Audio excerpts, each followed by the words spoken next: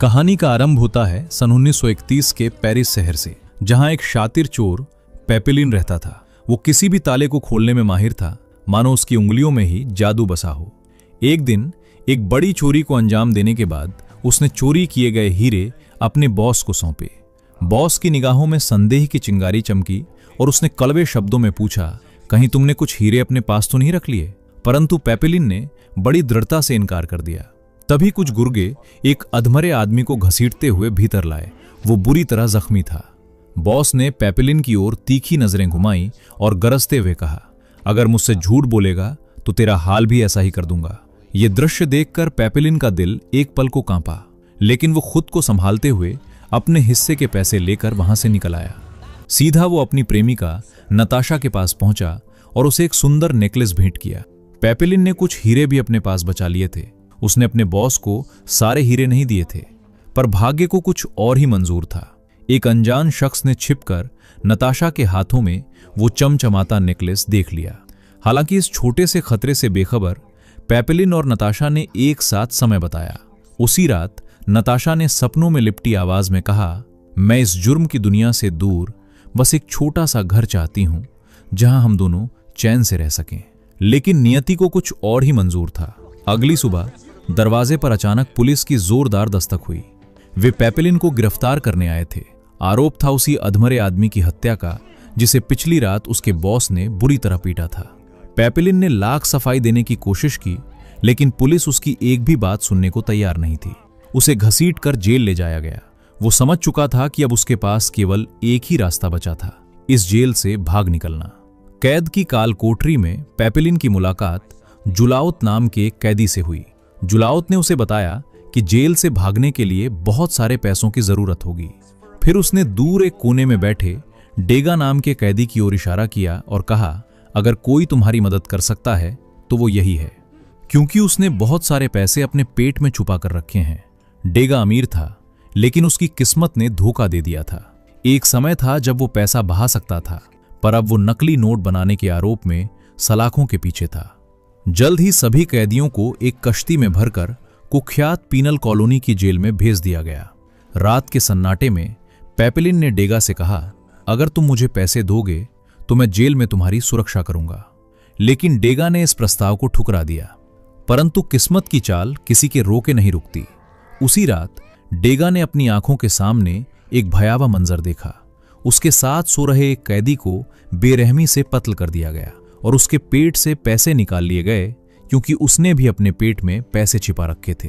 ये दृश्य देख डेगा का कलेजा कांप उठा। अगली ही सुबह उसने पेपिलिन का प्रस्ताव मान लिया। डेगा जेल से भागना नहीं चाहता था। उसे विश्वास था कि उसकी पत्नी उसे छुड़ाने आएगी, लेकिन नियति के पास कुछ और ही योजनाएं थीं। उसी रात वही हत्यारा डेगा की जान लेने के लिए आया। वो वार करने ही वाला था कि तभी अंधेरे में पेपिलिन बिजली की तरह झपटा और उसे रोक लिया। दोनों के बीच जबरदस्त लड़ाई हुई और आखिरकार पेपिलिन ने हत्यारे को धूल चटा दी। लेकिन इस शोरगुल की भनक जेल प्रशासन को लग गई और पेपिलिन को कड़ी सजा सुना दी गई। पर पेपिलिन के चेहरे पर हल्की सी मुस्कान थी, क्योंकि उसने उस शख्स की रक्षा की थी जिसने उस पर भरोसा किया था। अगली सुबह वे सभी पीनल कॉलोनी जेल पहुंच गए, लेकिन तभी अचानक एक कैदी ने चालाकी से खुद को जानबूझकर घायल कर लिया ताकि उसे जेल के क्लिनिक में भर्ती कर दिया जाए। दरअसल उसकी असली मंशा वहां से भागने की थी, क्योंकि क्लिनिक में सुरक्षा का पहरा अपेक्षाकृत कमजोर था। इसी बीच बाकी कैदियों को भी इस नई जेल में लाया गया, जहां बेहद खतरनाक और खूंखार अपराधियों को रखा गया था। वहां के वार्डन का रुतबा ही कुछ और था, क्रूर, निर्दयी और कठोर।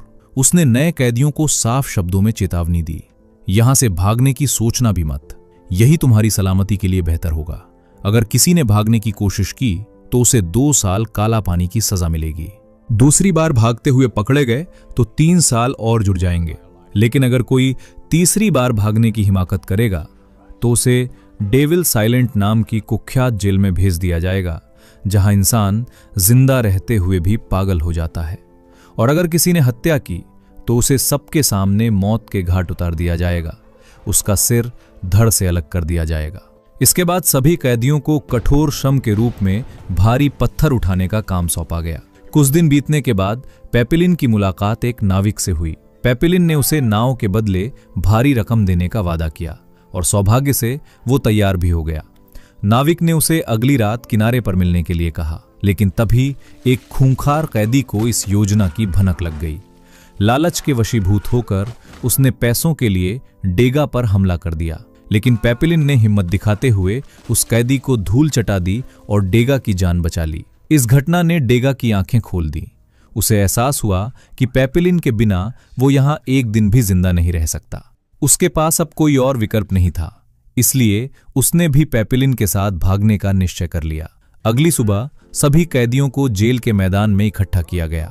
वहां का दृश्य भयावह था। एक कैदी ने भागने की कोशिश के दौरान 2 गार्ड्स की हत्या कर दी थी। सजा भी उतनी ही निर्मम थी। देखते ही देखते उसका सिर धड़ से अलग कर दिया गया। ये दृश्य इतना भयावह था कि वहां खड़े सभी कैदियों की रूह कांप उठी। इसके बाद वार्डन ने पेपिलिन और डेगा को आदेश दिया कि वे उस कैदी की लाश को शमशान तक पहुंचाएं। रास्ते में डेगा का चेहरा पीला पड़ गया और अचानक उसे उबकाई आने लगी। उसने आज तक किसी मृत शरीर को इतने करीब से नहीं देखा था। पेपिलिन ने उसे समझाने की कोशिश की, लेकिन वो घबराहट से उबर नहीं सका। तभी एक गार्ड वहां आ पहुंचा और गुस्से में बेरहमी से उस पर कोड़ों की बारिश कर दी। पेपिलिन से ये सब देखा नहीं गया।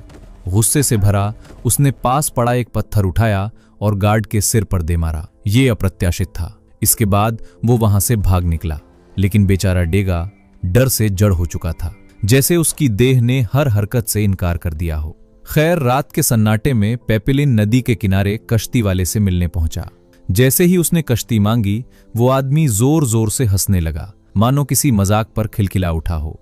पेपिलिन ने पलटकर देखा तो पाया कि गार्ड्स ने उसे चारों ओर से घेर लिया था। तभी ये रहस्य खुला कि यही कश्ती वाला वार्डन को भागने वालों की खबर दिया करता था और इसके बदले में मोटी रकम हासिल करता था।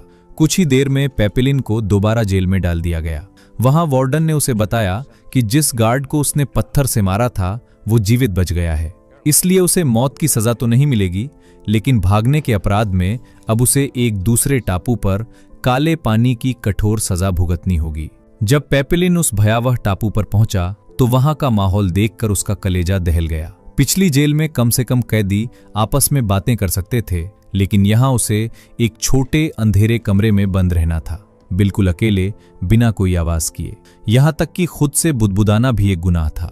खाने के नाम पर बस एक फीका बेस्वाद सूप दिया जाता। लेकिन एक दिन अचानक उसके खाने में एक नारियल मिला। उत्सुकता से जब उसने उसे खोला तो अंदर एक कागज का टुकड़ा निकला जिस पर लिखा था कि अब से उसे रोज नारियल मिलेगा। पेपिलिन तुरंत समझ गया कि ये डेगा की ओर से भेजा गया संदेश था। इस तरह हफ्तों बीतते गए, पर जल्द ही वार्डन को इसकी भनक लग गई। क्रोधित होकर उसने उस गार्ड को मौत के घाट उतार दिया जो पेपिलिन को खाना पहुंचाता था। इसके बाद वार्डन ने पेपिलिन से सख्ती से पूछा कि इसके पीछे किसका हाथ है, लेकिन पेपिलिन ने मौन साधे रखा। गुस्से से बिफरे वार्डन ने आदेश दिया कि अब से उसे केवल आधा कटोरा सूप ही मिलेगा। दिन गुजरते गए और खाने की कमी के कारण पेपिलिन सूख कर हड्डियों का ढांचा बन गया। एक दिन वार्डन ने अचानक फिर से नारियल भेजने वाले का नाम पूछा, लेकिन पेपिलिन ने इस बार भी चुप्पी साधी। क्रोध में आकर वार्डन ने फरमान जारी किया कि अब उसकी बाकी की सजा घने अंधेरे में कटेगी। अब उसकी हालत बद से बदतर हो गई थी। ना सही से खाना मिलता, ना किसी से बात कर सकता, और अब तो चारों ओर पसरे अंधकार ने उसे पूरी तरह घेर लिया था। धीरे धीरे अकेलेपन और भयंकर भूख ने उसकी मानसिक स्थिति को झकझोर दिया। अब वो इतना दुर्बल हो गया कि हिलना डुलना भी मुश्किल हो गया, जिससे उसे अस्पताल ले जाना पड़ा। संयोग से डेगा अब उसी अस्पताल में काम कर रहा था और पिछले 1 साल में उसने वार्डन का पूरा विश्वास जीत लिया था। एक दिन जब वो पेपिलिन से मिलने आया तो उसे पता चला कि पेपिलिन वास्तव में पागल होने का सिर्फ नाटक कर रहा था, क्योंकि वो जानता था कि इसी बहाने वो आम जेल में वापस लौट सकता है। इसके बाद दोनों ने एक बार फिर जेल से भागने की योजना बनाई, लेकिन इस बार उन्होंने 2 और कैदियों को शामिल करने का फैसला किया। पेपिलिन ने सेलियर नाम के एक ताकतवर कैदी को चुना, जबकि डेगा ने मैचुरेट को, जिसे जेल में अक्सर लोग सताते थे। योजना के तहत डेगा ने अपनी सारी जमा पूंजी सेलियर को दी, जिससे उसने एक कश्ती खरीद ली। फिर अगली रात जब सभी लोग फिल्म देखने में मग्न थे, उन चारों ने भागने का निश्चय किया। योजना के अनुसार डेगा अधिकारियों को शराब परोसने पहुंचा, जिसमें उसने बड़ी चतुराई से नशे की गोलियां मिला दी। इसके बाद वो सही क्षण की प्रतीक्षा करने लगा ताकि मुख्य द्वार की चाबी चुरा सके। उधर पेपिलिन अपने साथियों के साथ डेगा के आने की राह देख रहा था। तभी अचानक आसमान में घनघोर बादल उमड़ आए और जोरदार बारिश होने लगी। बिजली कड़कते ही अंधेरा छा गया। इसी बीच सेलियर ने सुझाया कि वे तुरंत भाग निकले, लेकिन पेपिलिन अपने मित्र डेगा को छोड़ने को तैयार नहीं था। सौभाग्य से डेगा उसी पल चाबियां लेकर पहुंचा और चारों ने अंधकार का लाभ उठाकर द्वार खोला और जेल से भाग खड़े हुए। भागते भागते उनका रास्ता समाप्त हो गया और आगे बढ़ने के लिए उन्हें नदी के किनारे तक कूदना पड़ा। पेपिलिन, सेलियर और मैचुरेट ने हिम्मत दिखाते हुए छलांग लगा दी, लेकिन जैसे ही डेगा ने कूदने का प्रयास किया, बिजली लौट आई। चकाचौंध रोशनी से घबराकर वो संतुलन खो बैठा और नीचे गिर पड़ा। गिरने से वो बुरी तरह घायल हो गया और उठने में असमर्थ था।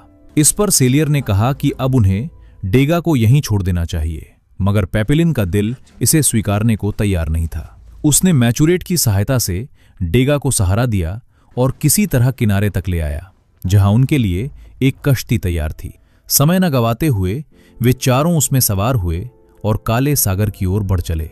कुछ घंटों बाद सूरज की पहली किरणों के साथ सेलियर को आभास हुआ कि वे अब तक अधिक दूरी तय नहीं कर पाए थे।